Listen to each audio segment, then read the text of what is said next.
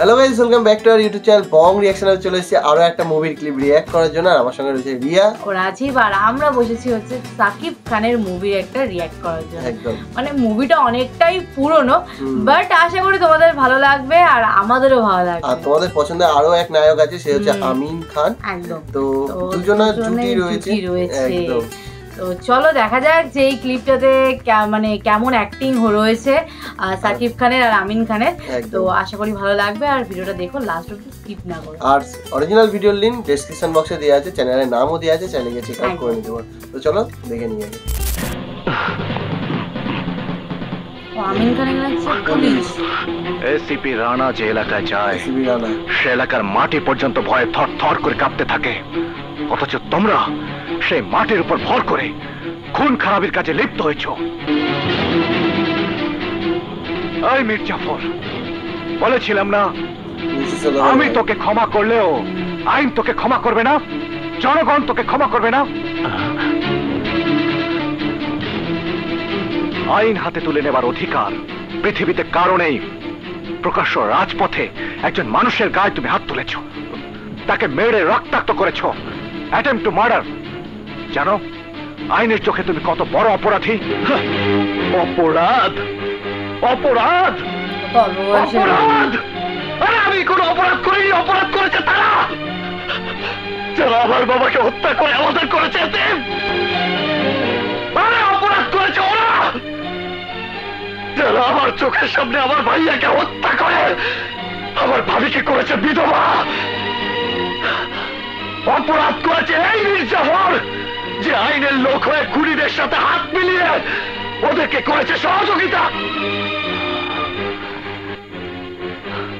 ACP সাহেব, আপনিই বলুন, বিনা দোষে কেউ যদি আপনার বাবাকে মেরে ফেলে, আপনার ভাইয়াকে মেরে ফেলে, আর আইন যদি আপনাকে সহযোগিতা না করে, তখন আপনি কি করবেন? আপনি কি করবেন? তখন নিশ্চয়ই আপনিও আইনকে নিজের হাতে তুলে নিতে বাধ্য হতেন। Sentry, yes sir. একে অন্য সেলে নিয়ে যাও। চলুন।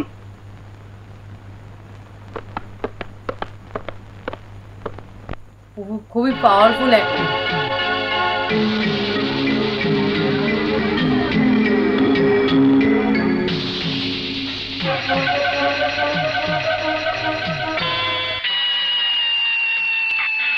একে একে ওরা আমার দুই সন্তানকে আমার বুক থেকে ছিনিয়ে নিয়েছে, আমাকে করেছে সন্তান হারা। আমি ওদের কাউকে ছাড়বো না, কাউকে না। Yes boss.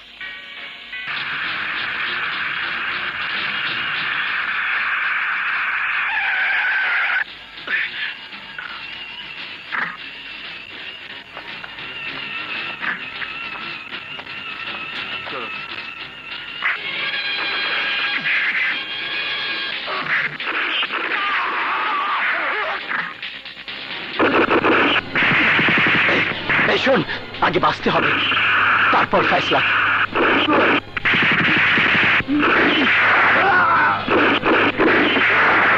কি ভাবছিস? এখন ভাববার সময় নেই, আমার সাথে।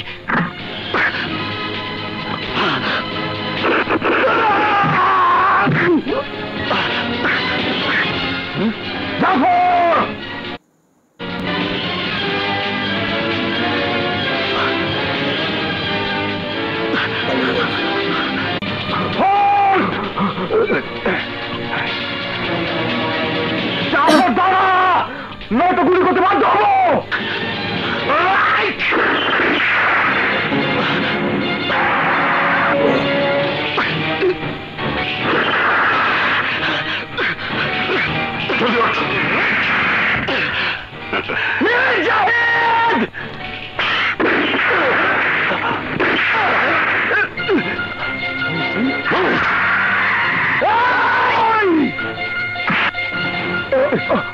আকাশ, আকাশ,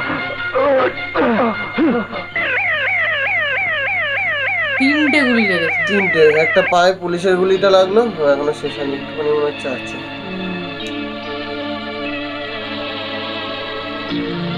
কি অবস্থাটা? ভয় নেই, বিপদ মুক্ত, তবে আরো রক্ত লাগতে পারে। এবার শেষ। মানে ও ভালো, মানে শাকিব খান যে রোলটা করছে ওর সঙ্গে এইগুলো হয়েছে বলেই ও আজ প্রতিশোধ নিচ্ছে হয়তো। হ্যাঁ, তো এরকম কিছু একটা ব্যাপার হবে। আর এখানে শাকিব খানের অনেক অল্প বয়সের মুভি এটা, কারণ শাকিব খানের মুখ দেখলে বোঝা যাচ্ছে।